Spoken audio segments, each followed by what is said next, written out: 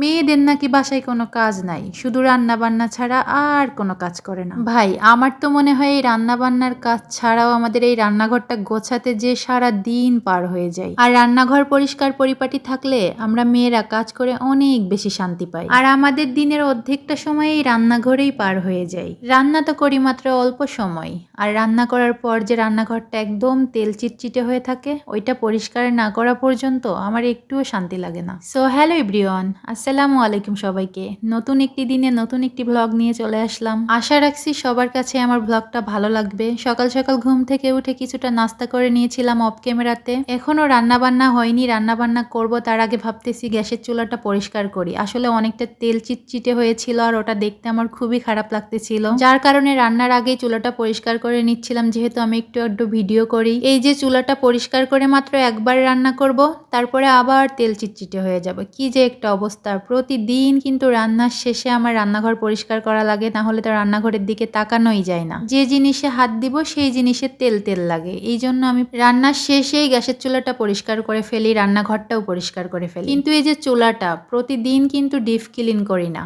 রান্নার শেষে প্রতিদিন একটা ভেজা নেকড়া দিয়ে সুন্দর করে চারিপাশ মুছে রাখি, আর 4-5 দিন পর পর ভালো করে একটু সবকিছু পরিষ্কার করে ফেলি। এটাতেও কিন্তু আমাদের মেয়েদের অনেক বেশি শান্তি লাগে যে আমরা রান্নাঘরটা গুছিয়ে রাখতেছি। কিছু পারি আর না পারি, একটা রান্নাঘর কিভাবে পরিষ্কার পরিচ্ছন্ন করে গুছিয়ে রাখা যায় এটা আমরা মেয়েরা সব থেকে ভালো জানি। কিছু কিছু পুরুষ মানুষ আছে টিটকেরি দিয়ে বলে রান্না করতে এত সময় লাগে, রান্না করতে যাব আমি, দেখি 5 মিনিটে রান্না করে চলে আসবো। রান্না করতে তো বেশি সময় লাগে না, কিন্তু তোমরা পুরুষেরা রান্না করে যাওয়ার পর রান্নাঘরের যে কি অবস্থা হয়, আর আমরা মেয়েরা রান্নাঘর থেকে যাওয়ার পর রান্নাঘর চকচকা করে রেখে যাই। তো যাই হোক, আমি ওদিকে চুলাটা কিন্তু সুন্দর করে চকচকা করে পরিষ্কার করে নিয়েছিলাম, আর এই তো এখন আমার এই সিঙ্কটা সুন্দর করে পরিষ্কার করতেছিলাম। আর আমার এই সিঙ্কটা যেহেতু টাইলস দিয়ে করা, এই জন্য অনেক বেশি ময়লা হয়, 2-3 বার করেই পরিষ্কার করা লাগে দিনের ভিতরে। তো আমি কি করি, আমি যতবার সিঙ্কে কিছু ধোয়াধুয়ি করি ততবারই আমি পরিষ্কার করে রেখে দিই, যাতে আমার একটু কষ্ট কম হয়। আর এই যে আমার রান্নাঘরের এক সাইডে একটু তাক তাক সিস্টেম করা আছে,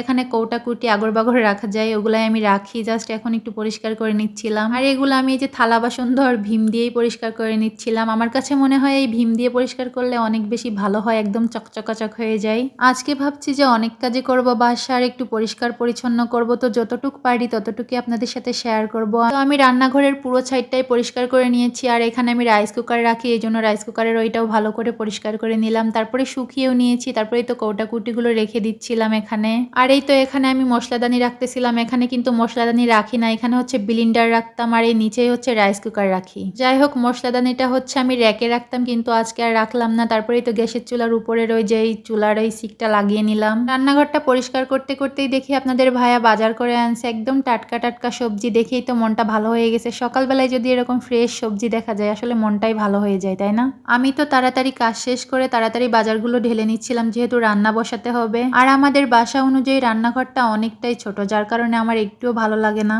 এই জন্য রান্নাঘরে বেশি জিনিসপত্র রাখতে পারি না, খুবই অল্প সংখ্যক জিনিসপত্র রেখেছি, কারণ চলাচল করতে একটু সুবিধা হয়। তবে আমাদের এই বাসাটা আমি দেখে আসিনি, আপনাদের ভাইয়াই দেখেছিল, জাস্ট আমি উঠেছিলাম এই আর কি। এরপরে যখন বাসা নিব আমার ইচ্ছা আছে রান্নাঘরটা একটু সুন্দর দেখে নিব। আমার অনেক ইচ্ছা ছিল যে আমি রান্নাঘরটা অনেক সুন্দর করে সাজাবো, কিন্তু হয়নি, কারণ রান্নাঘরটা ছোটখাটো হয়ে গেছে, যার কারণে অল্প কিছু জিনিস রাখা যায়। এই তো বাজার টাজার গুছিয়ে আমি হচ্ছে পালং শাকটা কেটে নিয়েছিলাম, পালং শাক রান্না করবো আজ হচ্ছে মাছ দিয়ে। আর এই শীতকালে কিন্তু শীতের সবজিগুলো খেতে ভালোই লাগে, আমার তো মজাই লাগে। আর এই পালং শাকটা শীতের প্রথম প্রথম খেতে অনেক বেশি মজা লাগে। তো এই তো মাছটা কিন্তু আমি ভেজে নিচ্ছিলাম। আমি এখানে রুই মাছ নিয়েছিলাম, পালং শাকের সাথে রান্না করব। মাছটা আমি একদম কড়া কড়া করেই ভেজে নিচ্ছিলাম, কারণ মাছ ভালো করে না ভাজা হলে আমিও খেতে পারি না, আপনাদের ভাইয়াও খেতে পারে না। আর আমরা দুইজনই মাছ বেশি একটা খেতে পারি না, যার কারণে বেশি মাছ রান্না করি না। বেশি মাছ রান্না করলে ফেলে দিতে হয়। এই নিয়ে তো অনেকে অনেক ধরনের কথা বলে, 2-3 পিস মাছ রান্না করেছেন। ভাই আমরা মানুষ 2 জন, আমরা কয় পিস মাছ রান্না করব?